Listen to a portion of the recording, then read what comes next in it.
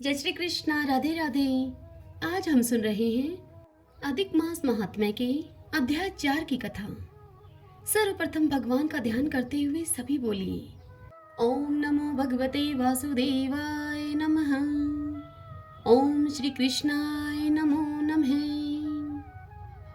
नारायण भगवान नारद जी को इस कथा को सुनाते हुए आगे कहते हैं कि हे नारद, मलमास रोते हुए भगवान श्री कृष्ण से कहने लगा कि हे नाथ, मलमास ऐसा मेरा नाम है।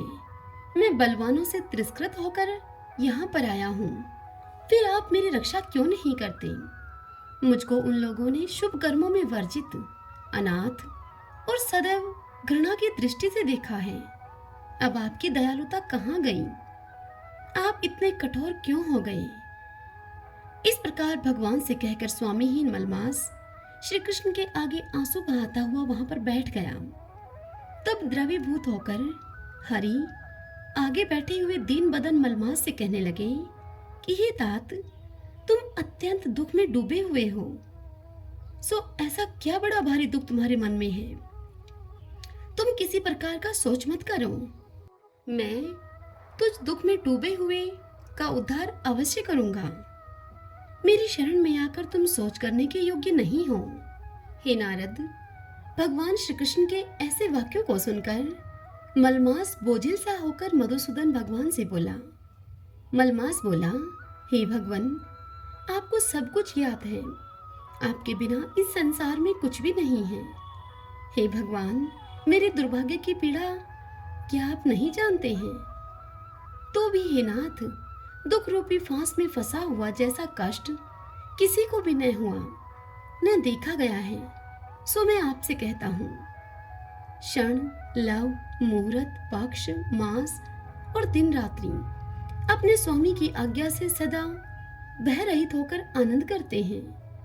परंतु मेरा न कोई नाम है, न मेरा कोई स्वामी है, न ही कोई मुझको आश्रय देने वाला है।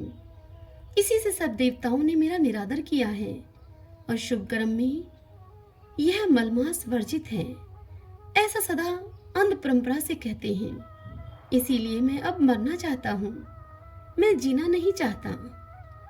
इतनी बात बताकर नारद से भगवान नारायण बोले, हे नारद जी, मैं मरूंगा, अब मैं मरूंगा, अब मैं मरूंगा।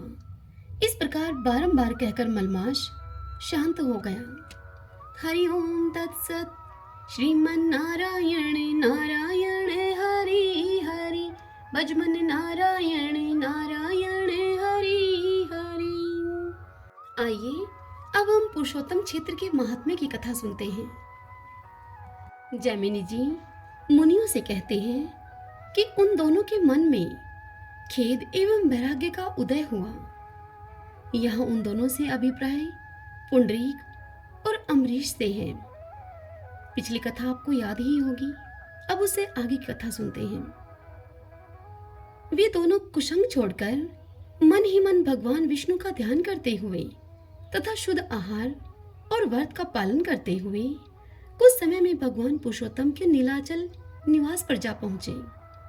वहां तीर्थराज के जल में विधि पूर्वक स्नान करके वे मंदिर के दरवाजे पर खड़े हो गए और साष्टांग प्रणाम करके भगवान का निरीक्षण करने लगे। परंतु उस समय उन्हें भगवत विग्रह का दर्शन नहीं हुआ। तब चिंता से व्याकुल होकर उन्होंने भगवान का दर्शन जब तक न हो जाए तब तक के लिए अनशन आरंभ कर दिया और भगवान के पाप नाशक नामों का वे कीर्तन करने लगे। तीसरी रात्रि में उन्हें एक ज्योति का दर्शन हुआ। तत्पश्चात वे पुनः 3 दिनों तक धैर्य पूर्वक उपवास करते रहे। इस प्रकार जब 7वीं रात्रि आई तब उन्हें भगवत स्वरूप का दर्शन हुआ। उनके भीतर दिव्य ज्ञान प्रकट हुआ और वे पाप से छुटकर साक्षात भगवान जगन्नाथ का दर्शन करने लगे। भगवान के हाथों में शंख, चक्र और गदा विराजमान थे। वे दिव्य वस्त्र आभूषणों से विभूषित थे। उन्होंने अपने चरण कमलों को रत्नमयी पादुका के ऊपर रखा था। खिले हुए कमल के समान विशाल नेत्र शोभा पा रहे थे। मुख पर प्रसन्नता छाई हुई थी। बाईं ओर श्री लक्ष्मी जी विराजमान थी। आगे खड़े होकर भगवत स्वरूप का ध्यान करने वाले प्रहलाद आदि वैष्णवों को, जो कि भगवान का चित्त अपनी ओर आकृष्ट कर रहे थे, भगवान श्री हरि मानो अपने श्री विग्रह में धारण कर रहे थे। वक्ष स्थल पर शोभा पाने वाली कौस्तुभ मणि में प्रतिबिंबित हुए देवता आदि के द्वारा मानो भगवान अपनी विश्वमय मूर्ति का प्रवेश कर रहे थे। इस प्रकार भगवान की झांकी करके वे ब्राह्मण और क्षत्रिय क्षण भर में सब विद्याओं के पारंगत विद्वान हो गए। उन्होंने 3 बार देवेश्वर विष्णु की परिक्रमा करके दोनों हाथ जोड़कर उन्हें साष्टांग प्रणाम किया और अत्यंत प्रसन्न होकर स्तुति करना आरंभ किया। पुंडरीक बोले, हे जगदाधार, आपको नमस्कार है। आप सृष्टि, पालन और संहार के कारण हैं। हे परमात्मन, हे नारायण, आप सबको शरण देने वाले हैं। आपको नमस्कार है। एकमात्र आप ही परमार्थ हैं। उत्पत्ति और नाश आदि विकार आपसे सर्वथा दूर हैं। ध्यान रूपी नेत्रों से देखने वाले महात्मा आपको नित्यानंद स्वरूप मानते हैं। आप चैतन्य मात्र संपूर्ण जगत के स्वामी, सबके अधिष्ठान तथा पर से भी परे हैं। आपका स्वरूप अत्यंत निर्मल है। मूढ़ हृदय वाले मनुष्य आपको कैसे जान सकते हैं? हे नाथ, मैं अत्यंत दीन होकर आपकी शरण में आया हूँ। मुझ पर आप दया करिए। मैं अज्ञानी, पापाचारी तथा संसार समुद्र में डूबा हुआ हूँ। आप मेरा उद्धार कीजिए। ब्रह्मांड में आपके समान दूसरा कौन बंधु है जो अपने स्वार्थ की अपेक्षा न रखकर दीनों और अनाथों पर दया करता हो, जो मूढ़ योग और क्षेम की इच्छा रखकर अनायास ही मोक्ष को प्रदान करने वाले आपकी उपासना करते हैं, वे आपकी माया से मोहित हैं। हे जगन्नाथ, अकस्मात लिया हुआ आपका नारायण नाम धर्म, अर्थ, काम और मोक्ष चारों पुरुषार्थों की सिद्धि अकेले ही कर देता है। हे नाथ, संसार सागर में डूबे हुए लोगों के लिए एकमात्र आप ही शरण हैं। आप अनन्य भक्ति से चिंतन करने पर ज्ञान रूपी नौका पर आरूढ़ होकर करुणा की पतवार हाथ में लेकर अचेतन प्राणी को संसार समुद्र के दूसरे पार पहुंचाने में अकेले ही समर्थ हैं। हे भगवान, मुझे अपने चरण कमलों के प्रति दृढ़ भक्ति प्रदान कीजिए, जिससे कि मैं इस अत्यंत दुष्टर भयंकर संसार समुद्र के पार हो जाऊं। धर्म, अर्थ और काम, इस त्रिवर्ग का सेवन, इसका सेवन तो केवल मंदबुद्धि पुरुष ही करते हैं। ये तीनों बहुत क्षुद्र हैं और अहितकर एवं अल्प सुख प्रदान करने वाले हैं। अतः इनसे मेरा कोई प्रयोजन नहीं है। मुझे तो अब आप अपने युगल चरणारविंदों के चिंतन से बढ़े हुए घनीभूत आनंद के समुद्र में अवगाहन करने की आज्ञा दीजिए। इस प्रकार स्तुति करके ब्राह्मण पुंडरीक अश्रु गदगद वाणी से त्राही कृष्ण की पुकार लगाते हुए भगवान जगन्नाथ के चरण कमलों में गिर पड़े। तत्पश्चात क्षत्रिय कुमार अम्बरीश ने उठकर हाथ जोड़े हुए इस प्रकार से सत्वन किया। सत्वन करते हुए अम्बरीश बोले, हे देव, हे सर्वात्मन, मुझ पर प्रसन्न होइए। आपके मस्तक और भुजाएं असंख्य हैं। नासिका, नेत्र और हाथ पैरों की भी कोई संख्या नहीं है। आपको नमस्कार है। हे विश्वमूर्ति, आप 36 तत्वों से परे हैं, प्रपंच से रहित होते हुए भी इसके विस्तार में सहायक हैं। जरायुज, अंडज, स्वेदज और उद्भिज, इन 4 प्रकार के प्राणियों से भरे हुए जगत के आप ही आश्रय हैं। आपको नमस्कार है, जिनके चरणों से प्रकट हुई गंगा तीनों लोकों को पवित्र करती है, जिनका नाम ब्रह्म हत्या आदि पापों की निश्चित शुद्धि करने वाला है तथा कीर्तन करने पर सबको कल्याण प्रदान करता है। उन कल्याण स्वरूप आप परमात्मा को नमस्कार है। हे देव, केवल आपके नाम कीर्तन से भी सब प्रकार की सिद्धियां प्राप्त हो जाती हैं। बुद्धिशाली विद्वान पुरुष कौतूहल पूर्वक आपकी खोज करते हैं। हे नाथ, आपके चरण कमलों के जल यानी कि आपके चरणोदक का आश्रय लेने पर वह संताप को हर लेता है। मैं तीनों तापों से पीड़ित हूँ। अपने इन युगल चरणों में मेरी भक्ति दृढ़ कर दीजिए। हे प्रभु, मेरा दूसरा कोई स्वामी नहीं है तथा मेरे मांगने योग्य दूसरी कोई वस्तु ही नहीं है। हे जगन्नाथ, मैं आपके चरणों में सहस्त्रों बार प्रणाम करके यह याचना करता हूँ कि जब तक मैं प्राण धारण करूं तब तक आपके इन युगल चरण कमलों में ही मेरी दृढ़ भक्ति बनी रहे। आपके ये चरण ही समस्त पुरुषार्थों के बीज हैं। इन चरणों की भक्ति करके ब्रह्मा जी ने यह सृष्टि की है। रुद्रदेव सबका संहार करते हैं तथा लक्ष्मी जी सबको ऐश्वर्य प्रदान करती हैं। दीनों पर दया करने वाले हे प्रभु, मैं अनन्य चित होकर आपके उन्हीं चरणों की भक्ति मांगता हूँ आपसे। अनादि अविद्या के इस दुष्तर एवं सुदृढ़ पंख में डूबकर मैं कोई आश्रय न मिलने के कारण नष्ट हो रहा हूँ। हे जगन्नाथ, इससे मेरा उद्धार करने के लिए आपकी महिमामयी भक्ति के सिवा दूसरा कोई आश्रय नहीं है। आपकी भक्ति को छोड़कर कोई भी साधन प्राणियों का उद्धार करने में समर्थ नहीं है। हे स्वामिन, आपके अतिरिक्त दूसरा कोई मुझे शरण देने वाला नहीं है। हे प्रभु, मुझ शरणागत पर आप कृपा कीजिए। इस प्रकार स्तुति करते हुए अम्बरीश भगवान जगन्नाथ के चरण कमलों के समीप प्रभो प्रभो प्रसन्न होइए ऐसा बार बार कहकर दंड की भांति वहां गिर पड़ा। तदंतर पुंडरीक और अम्बरीश ने जब पुनः नेत्र खोले तब चरम चक्षु से दिव्य सिंहासन में विराजमान नील मेघ के समान श्याम सुंदर भगवान पुरुषोत्तम को देखा।